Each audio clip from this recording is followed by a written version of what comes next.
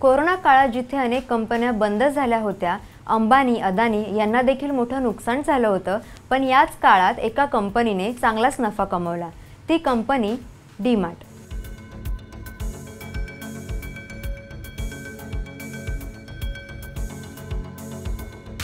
अशी कोणतीच वस्तू नाही जी डीमार्टमध्ये तुम्हाला मिळणार नाही। कमी किमतीत वस्तू विकूनही डीमार्टचे मालक चांगला नफा कमवतात। डीमार्टचे बिझनेस मॉडेल हे रिटेल स्टोअर कंपन्यांपेक्षा बरेच वेगळे आहे। जाणून घेऊया डीमार्टचं बिझनेस मॉडेल नेमकं आहे तरी कसं। सर्वात पहिला मुद्दा, डीमार्टमध्ये प्रवेश करताच काही कंपन्यांच्या वस्तू तुम्हाला प्रीमियम स्पेसमध्ये ठेवलेल्या दिसतात। या प्रीमियम स्पेसमध्ये आपल्या कंपनीच्या वस्तू असाव्यात यासाठी कंपन्या डीमार्टला चांगलाच पैसा देत असतात। यातूनच डीमार्टचा नफा मोठ्या प्रमाणात होतो। दुसरा आणि सर्वात महत्त्वाचा मुद्दा, मालकाला जागेचं भाडं द्यावं लागत नाही। डीमार्टचे मालक कायम मालकी हक्काच्या जागेवर व्यवसाय सुरू करतात, त्यामुळे दर महिन्याला द्यावं लागणारं भाडं हे वाचतं, कारण भाडं हे एकूण खर्चाच्या 5 ते 10% इतकं असतं। जागेची किंमत ही भविष्यात वाढतच असते, त्यामुळे भविष्यात जर जागा विकायची झाली तर त्याचा चांगला परतावा हा मिळत असतो। तिसरा मुद्दा, डीमार्ट पार्किंग व्यवस्थेवर कोणताही खर्च करत नाही।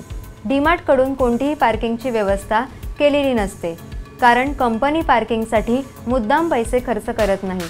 त्यामुळे शहरापासून काही वेळेला डीमार्ट दूर असल्याने तेथे गर्दी कमी असते आणि गाडी पार्क करायला ग्राहकांना सहज जागा उपलब्ध होते। डीमार्टमध्ये गेल्यानंतर तुम्हाला भव्य मॉलमध्ये गेल्याचा फील येत नाही। त्याचं कारण म्हणजे इंटेरियरसाठी डीमार्ट जास्तीचा खर्च करत नाही।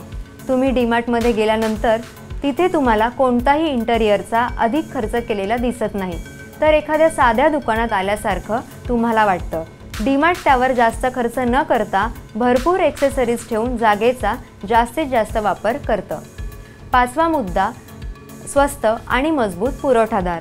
डीमार्ट कंपनी आपल्या पुरवठादारांकडून अत्यंत स्वस्त किमतीत वस्तू खरेदी करतं। डीमार्टमधल्या वस्तू खूप लवकर विकल्या जातात, त्यामुळे पुरवठा करणाऱ्या कंपन्यांना 8 ते 10 दिवसात त्याचे पैसे मिळतात। याचा अर्थ असा की पुरवठादाराला 10 दिवसांच्या आत विकलेल्या उत्पादनांचे पैसे मिळतात, ज्यामुळे तो अतिरिक्त सवलतींवर उत्पादन देखील देत असतो। सर्वात महत्त्वाचा मुद्दा आणि शेवटचा मुद्दा, डीमार्ट कंपनी स्वतःची ब्रँडिंग स्वतःच करत असते। डीमार्टच्या स्टोअरमध्ये गेल्यावर तुम्हाला त्या ठिकाणी विविध कंपन्यांच्या वस्तू दिसतात। यासोबतच डीमार्ट त्यांच्या नावाने देखील काही वस्तू विकते। डीमार्ट यातून स्वतःचे ब्रँडिंग स्वतःच करते, तर यातून इतर ब्रँडच्या तुलनेत कमी किमतीत वस्तू खरेदी करण्यासाठी ग्राहकांना संधी डीमार्ट देत असतं। स्वस्त किराणा सामान देऊन नफा कमवणं हे देखील डीमार्टचं बिझनेस मॉडेल आहे। डीमार्टमध्ये जाणारे बहुतेक लोक हे स्वस्त किराणा सामान घेऊन जाण्यासाठीच येतात। डीमार्टमध्ये ब्रँडेड वस्तूंवर कमी सवलत असते, पण डीमार्टच्या वस्तूंवर अधिक सूट ग्राहकांना दिली जाते। डीमार्टचे कपडे, शूज, चपला, प्लास्टिकच्या वस्तू यांसारख्या वस्तू देखील डीमार्ट स्वतः विकत असते। राधाकिशन दमानी यांनी 2002 मध्ये मुंबई येथे डीमार्टचं पहिलं स्टोअर उघडलं। आज डीमार्टचे देशात 300हून अधिक स्टोअर्स आहेत। पहिल्या स्टोअरपासून ते शेअर मार्केटमध्ये अग्रेसर असणारी डीमार्ट कंपनी आणि त्यांचा हा प्रवास नक्कीच प्रेरणादायी आहे।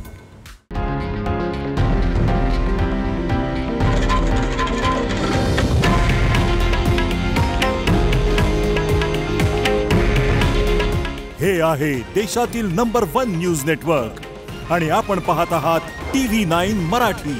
काळजी तुमची, हित महाराष्ट्राचं।